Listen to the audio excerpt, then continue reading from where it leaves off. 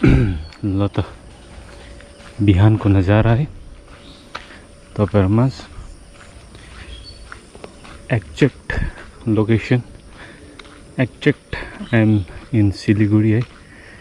So बिहान बिहान morning वकमा निस्केको हेर्न सक्नुहुन्छ नजारा बिहानको कन्टिन्यू लगातार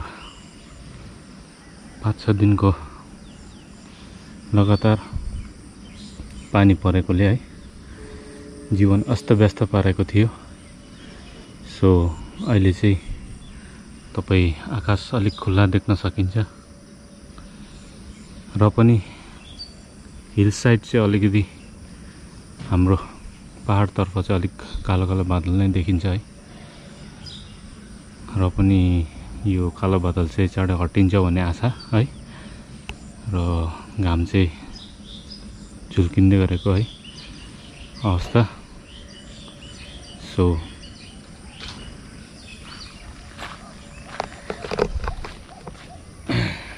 वेलकम टु अनदर ब्लग है।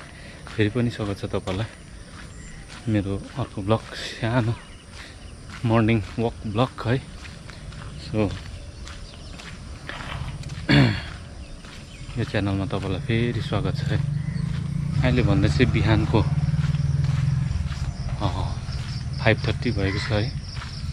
सो अहिले चाहिँ म मर्निङ वकमा निस्केको नजारा यस्तै छ। केराबारीहरू कस्तो दामी देख्यो है।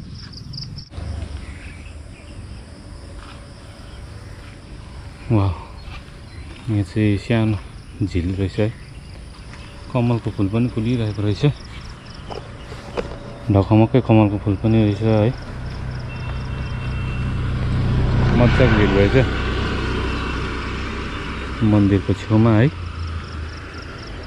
कमल के मजाको फुलेछ हो। यहाँ नै देख्न सक्नुहुन्छ तपाईँ यहाँ है कस्तो मजाले फुलेछ। एउटा फुलिरहेको रहेछ है। सो भन्नुपर्दा चाहिँ अब लगातार बारिसको अब पानी परेकोले गर्दा चाहिँ भ्लग पनि सुट गर्नु पाएको थिइनँ र आज यसो तपाईहरुसँग जुड्नुको लागि चाहिँ म मर्निङ वक निस्के है। सो आज चाहिँ सुक्खा छ है। आमामा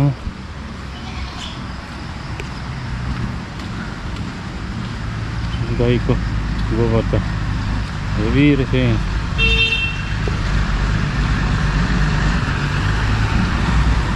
स्ट्रिम सानो खोला रहेछ यहाँ है। त निकै हेर्दाखेरि त सानो लागेको थियो तर निकै ठुलो परेछ त। आवाज सुन्दाखेरि त ठुलै सुन्दा रहेछ। यो ठाउँ चाहिँ मर्निङ वकहरू गर्नको लागि एकदमै राम्रो छ क्या। यहाँबाट बगेर चाहिँ यस्तो जाँदो रहेछ नि खोला भएर।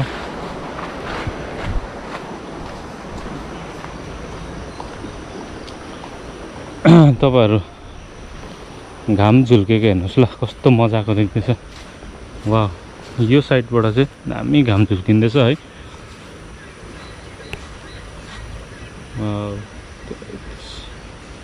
पुरा ब्राइटनेस पुरा भइरहेको छ।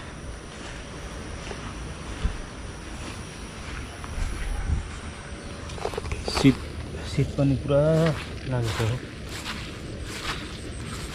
यो चाहिँ ठन्डा महिनाको आगमन है। र भन्नै पर्दाखेरि चाहिँ है यो 4-5 दिनको बारिसले है पानी झरीले गर्दाखेरि चाहिँ धेरै क्षति पुर्याएको छ है हाम्रो पहाड हाम्रो सिक्किममा है। सो दुःख लाग्छ अब थ्रु सोशल मिडिया है हाम्रो थ्रु फेसबुक थ्रु युट्युबहरू अब देखिरहेको छु न्युजहरू रिपोर्ट्सहरू है। सो दुःख लाग्छ। Pray for our Sikkim our hill है एभ्रीबडी है सबैजना है प्रार्थना गरिदिनु होला हाम्रो सिक्किमको लागि।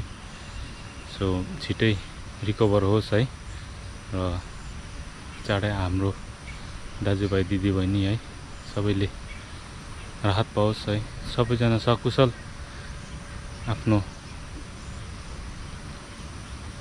आफ्नो परिवारसँग बस्न पाओस् है।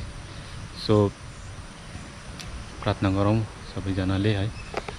सो आज चाहिँ एकदमै पानी रहेको छ र पनि भन्न सक्दैन है मौसम। हाम्रो पहाड साइड चाहिँ अलिकति अन्ध्यारो छ कालो बादलले गर्दा है। प्लिज भगवान यो बादल चाहिँ हटिदिनुहोस् है र सफा बनाइदिनुहोस्, किनभने क्लियरै छ आज हो, ओभरअल क्लियरै छ दिन चाहिँ। सो यो कालो बादल पनि हट्ने आशा गर्दछु है, भगवानमाथि प्रार्थना गर्दछु रेगुलर बारिस चाहिँ नहोस् न हैन। र मेनली भन्दा चाहिँ अब अहिले त डर के हुन्छ, अब यस्तो सिजनमा चाहिँ अब रेगुलर बारिसहरू हुन्छ है। क्लाउड ब्रस्ट भन्दो रहेछ है, त्यो चाहिँ एकदमै खतरनाक हुँदो रहेछ, त्यो चाहिँ एकदमै डरलाग्दो हुँदो रहेछ है। त्यस्तो चाहिँ नहोस् है। हल्का फुल्का पानी पऱ्यो भने त केही छैन नि त, तर यो बादल फाट्दा चाहिँ विकराल रूप लिँदो रहेछ है पानीले पनि, सो झरीले पनि। सो प्लिज भगवान यस्तोको चाहिँ नहोस् है। अलिअलि पऱ्यो ठिकै छ नि त, पानी पनि जरुरी छ मान्छेलाई होइन, तर यस्तो डरलाग्दो चाहिँ नपरोस्। र आज चाहिँ घाम निस्किँदैछ है, सूरज देवता। सो सबै ठिक गर्नेछ है। भन्नुपर्दा चाहिँ म चाहिँ अहिले कहाँ छु, सिलिगुडीमा छु है। र त्यस्तो गरम पनि छैन, त्यही होला पानी रेगुलर परेकोले गर्दा। अब त विन्टर पनि चाँडै लाग्दैछ है त। सो जति पनि मेरो च्यानललाई सब्सक्राइब गरेर बसिदिनु भएको छ है, सबैलाई धेरै धेरै धन्यवाद है। र 600 पनि पुगिसकेको छ सब्सक्राइबर। र हेरौँ है यो च्यानललाई अगाडि बढाउँ कहाँसम्म पुग्छ है। र भन्नुपर्दा यो जग्गा चाहिँ एकदमै मजाको लाग्यो है त। बाँसघारीहरू पनि रहेछ मजाको है, हेर्न सक्नुहुन्छ है। बाँसघारीहरू पनि मजाको रहेछ, चिटिक्क परेको।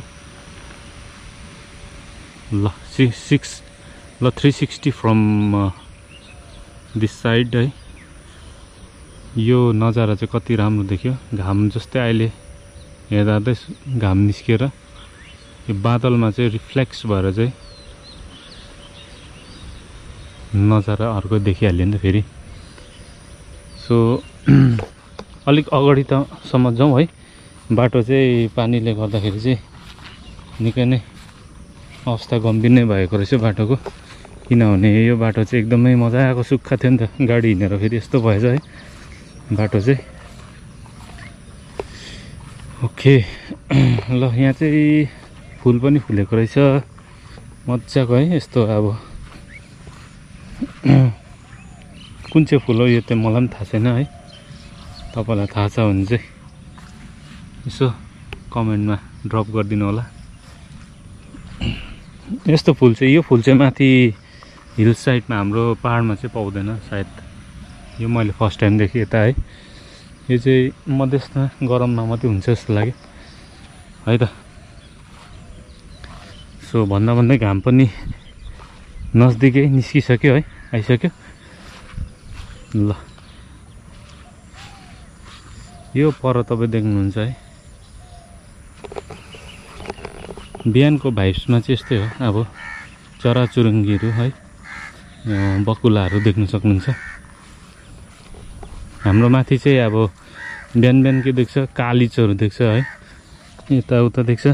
यहाँ चाहिँ बिहान बिहान यस्तो बकुलाहरू देख्छ।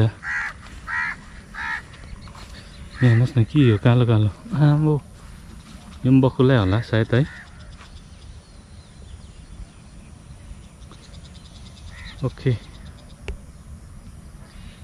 बिहानको नजारा, वाउ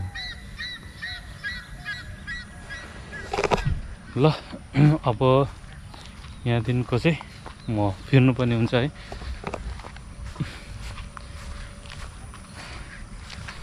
मर्निङ वक गर्नुलाई चाहिँ एकदमै दामी ठाउँ छ यो जग्गा चाहिँ है। त्यही भएर चाहिँ म सधैँ यतै आउने गर्छु।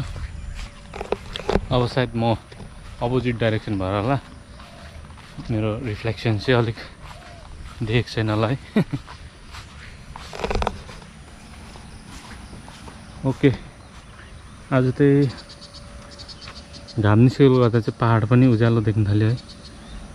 यो गान एकदमै यो बादल चाहिँ हटेर आजदेखि चाहिँ एकदम, आज कति तारिक हो? 6 तारिक। आजदेखि चाहिँ एकदमै राम्रो मौसम भएर जाओस् है, यही कामना गर्दछु म भगवानसँग। ल घाम पनि आयो है, गोल्डन सुनहेरी रङ भन्छ नि।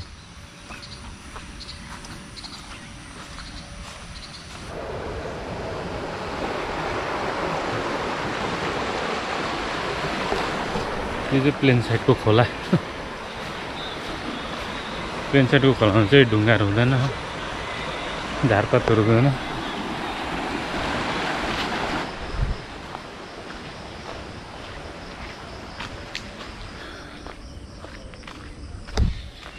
ल त है, आजको यो सानो भ्लग चाहिँ, छोटो भ्लग चाहिँ म यहीँ समाप्त गर्न चाहन्छु। फेरि तपाईँहरूसँग भेट्नेछु अर्को भ्लगमा है। त्यति दिनकालको लागि चाहिँ प्रतीक्षा साँचिदिनु, नबिर्सिनु है त। सो सबैजना सन्चै सुबिस्ता बस्नु होला, आसपास सफाइ राख्नुहोस् होला, र अरू केही भन्नु छैन।